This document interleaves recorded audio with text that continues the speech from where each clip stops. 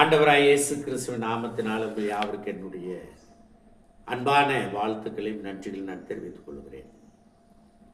அவர்கள் இந்த நட்சத்திரத்தை கண்டபோது மிகுந்த ஆனந்த சந்தோஷம் அடைந்தார்கள் என்று மத்திய 2ஆம் அதிகாரத்தில் வாசிக்கிறோம். என்னாம் புத்தகம் 24ஆம் அதிகாரம் 17வது வசனத்தில் அவரை காண்பேன் இப்பொழுதல்ல, அவரை தரிசிப்பேன் சமீபமாய் அல்ல. ஒரு நட்சத்திரம் யாக்கோபிலிருந்து உதிக்கும், ஒரு செங்கோல் இஸ்ரவேலிலிருந்து எழும்பும், அது மோவாபின் எல்லைகளை நொறுக்கி சேர்ப்புத்திரர் எல்லாரையும் நிர்மூலமாக்கும் என்று நாம் வாசிக்கிறோம்.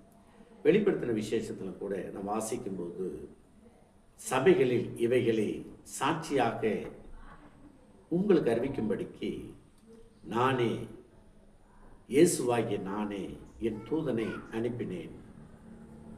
நான் தாவீதின் வேரும் சந்ததியும் பிரகாசமுள்ள விடிவெள்ளி நட்சத்திரமாய் இருக்கிறேன் என்றார் என்று நாம் வாசிக்கிறோம்.